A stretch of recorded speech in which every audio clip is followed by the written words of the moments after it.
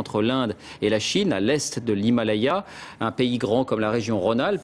C'est le dernier royaume de l'Himalaya. Coupé du monde depuis des siècles, le Bhoutan demeure l'une des nations les plus mystérieuses du monde. Mais aujourd'hui, si le pays du dragon tonnerre fait parler de lui, c'est pour avoir créé un concept unique, celui du bonheur national brut. Le BNB se compose de 4 piliers. Le développement économique et social, durable et équitable, la conservation de l'environnement, la bonne gouvernance et enfin la préservation des traditions culturelles. Le bonheur national brut est un modèle économique alternatif. Les dirigeants bhoutanais sont déterminés à mener le pays vers une croissance plus durable. Et ce, malgré leur décision récente de s'ouvrir au reste du monde. Le modèle actuel, choisi par le reste de la planète, le produit national brut, semble tranquillement s'effondrer. Tout cela nous suggère que nous avons besoin d'un modèle de croissance alternatif. Ça nous prouve que nous devons poursuivre sur le chemin du BNB, que ce chemin n'est pas négociable, parce que c'est un choix que la société bhoutanaise a fait. Au Bhoutan, 72% du territoire sont aujourd'hui couverts par des forêts. Grâce à cela, le pays absorbe 3 fois plus de CO2 qu'il n'en produit. L'électricité est 100% verte, également entièrement hydroélectrique. L'agriculture respecte aussi bien sûr l'environnement. De nombreuses aires protégées ont été mises en place, elles couvrent la moitié de la surface du pays, ce qui fait du Bhoutan le pays dont la nature est la plus protégée au monde. La Constitution garantit que 60% des terres resteront à l'état de forêt. Cet arbre est important car quand il sera grand, il nous donnera de l'oxygène.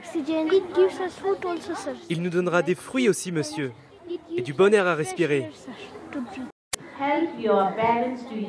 Aidez vos parents à réutiliser les sacs en plastique quand ils vont au marché.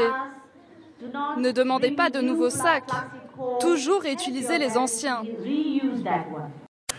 Mais le bonheur peut-il réellement être calculé? Mais aujourd'hui, le pays se connecte à toute allure. L'arrivée du cinéma, de la télévision et d'Internet en l'an 2000 a bouleversé la donne. Nous, ce qu'on veut, c'est la coupe coréenne. C'est ça la mode. De plus en plus de gens sont éduqués et ne veulent pas travailler comme fermiers dans les villages. Ils veulent être en ville. Les 3/4 de la population du Bhoutan ont aujourd'hui un téléphone portable.